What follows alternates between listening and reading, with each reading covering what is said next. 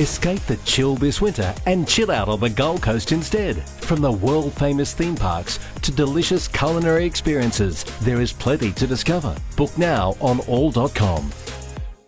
Good morning, welcome back to Weekend Sunrise. Well, despite cost of living pressures being felt across the nation, we're spending more than ever on travel.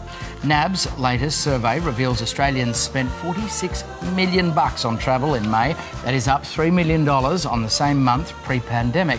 Since international travel has resumed, prices have soared. So how about a winter holiday at home, whether you like it hot or cold? James Wilkinson is at Sydney's International Airport. Morning to you, James. Looks like good morning, great to see you in a guys. hotel room.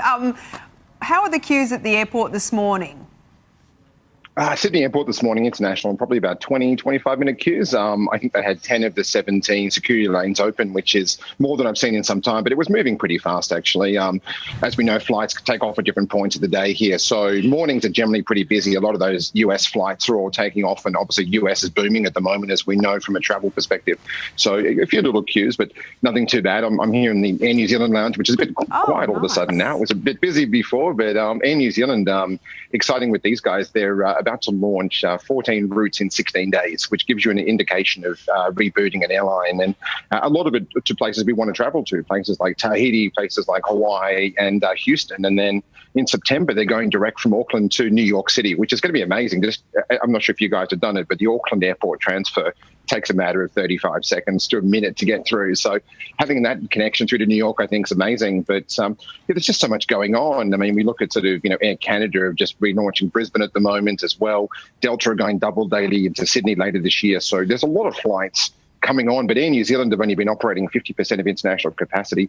They're going to get back up to close to 100, probably I'd say later this year, early next year. So it's really exciting to see that kind of lift again. And that means more seats, which obviously means more bargains at some point during this year as well. Yeah, if you can get to New Zealand, it's absolutely magnificent. So Air New Zealand Lounge there, James, what are the cost of living pressures like in there this morning? Have you availed yourself of the buffet? It's a magnificent place to be. Yeah.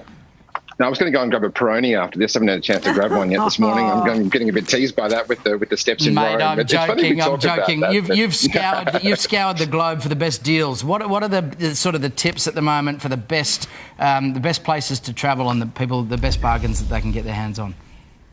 Yeah, I think, a few key things here. Obviously, be flexible with your dates. I mean, school holidays we know are going to be crazy all the way through until probably April next year at this point in time. Also, stop over. If you want to go to the US, stop in New Zealand, stop in Fiji. It's only a couple of hours. You could see a very big difference in a price point on that as well. And when you see specials, grab them. If you're seeing specials coming up now in November, now's the time to get them. They're not going to get any cheaper. If I'm watching airfare prices at the moment and hotel prices at the moment, when the specials come up, you've really got to jump onto it. And think about other little places as well. Like look at Canada, for example. I was in Vancouver last week. Canada, the Canadian dollar's on 90 cents to the Aussie. So the value of Canada, particularly with this upcoming ski season later this year in December, January, is going to be amazing. And obviously Qantas back in 4 times a week at Canada daily. Yeah, I think it's little things like that. Also Hawaii. The taxes are lower in Hawaii. So you want an American escape 9 hours away, jump on Hawaii and hop over to Honolulu and have a great holiday. You are full of magnificent suggestions this morning, James. Some great tips. Copper stopover, that's a good one because you can sort of split up your trip. Planning ahead does feel weird post-pandemic, though, when we forgot how to plan anything. Just getting anywhere is a treat, isn't it? James, thank you so much. Enjoy the Peroni. Always a pleasure. I shall do. Oh, very la-di-da. Up next on Weekend Sunrise, wellness guru Sally Unmead is here at Brekkie Central with her amazing weight loss story. She's next.